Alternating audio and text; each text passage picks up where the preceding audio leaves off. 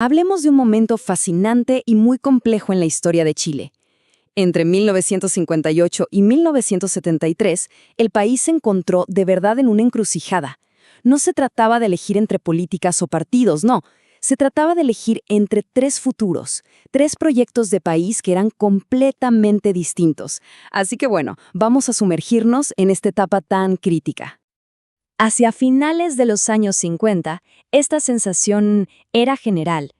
La cita que estamos viendo, que viene del programa de la Unidad Popular, en realidad captura un sentimiento que iba mucho más allá, cruzaba todo el espectro político. La idea era que el país estaba estancado y que necesitaba un cambio, pero un cambio drástico. La pregunta no era si cambiar, sino cómo hacerlo. Y aquí está el concepto clave para entender todo este periodo: los proyectos excluyentes. Ojo, no eran visiones que podían sentarse a negociar un punto medio, para nada.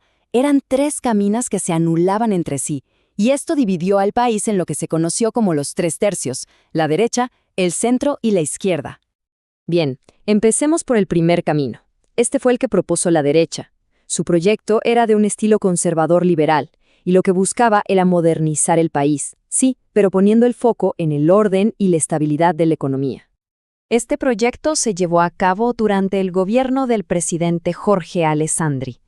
Él era una figura que representaba un liderazgo más técnico, más gerencial, que político en el sentido tradicional.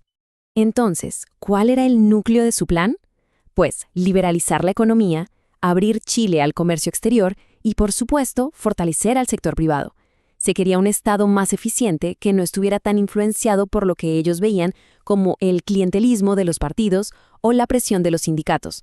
Pero, y esto es muy interesante, la presión internacional, sobre todo de Estados Unidos, los llevó a iniciar una primera y bastante tímida reforma agraria. Claro, esta visión de la derecha no convencía a todos.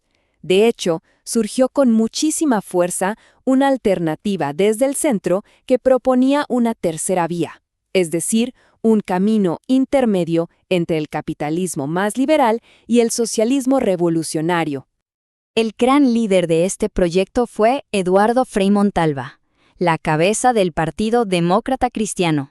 Y su promesa era potente: cambios profundos, sí, pero siempre dentro del marco de la democracia. Y miren este dato, un 56%. Frei gana la elección de 1964 con una mayoría absoluta, muy contundente. ¿Y qué nos dice esto? Bueno, nos muestra de forma clarísima el enorme apoyo popular que existía para una reforma estructural. Había un deseo mayoritario de cambio, pero un cambio que no implicara una ruptura total con el sistema. Esta cita del propio gobierno de Frei resume su filosofía a la perfección. La palabra clave es revolución. Sí, pero es inseparable de la palabra libertad. La idea, el sueño, era lograr transformaciones realmente revolucionarias, pero sin sacrificar las instituciones ni las libertades democráticas. Y su programa fue de verdad muy ambicioso. Se profundizó muchísimo la reforma agraria. Se aumentó el control del Estado sobre el cobre con la famosa chilenización, se impulsó la organización de la gente a través de la promoción popular y se expandió enormemente la cobertura en educación y salud. Era sin duda un intento de transformar el país desde sus cimientos.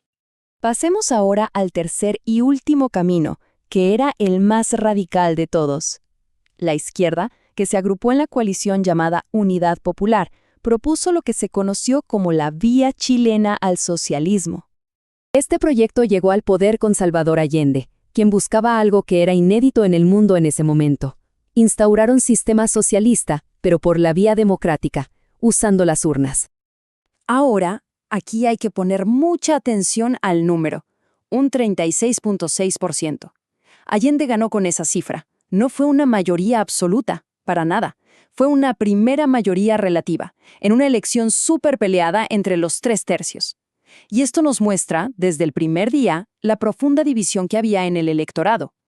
El plan de la Unidad Popular era de una transformación total, de arriba a abajo. Proponía crear un enorme área de propiedad social controlada por el Estado, nacionalizar por completo el cobre, profundizar la reforma agraria todavía más y, esto es crucial, cambiar la estructura política del país con una nueva constitución y un Congreso de una sola Cámara, la Asamblea del Pueblo.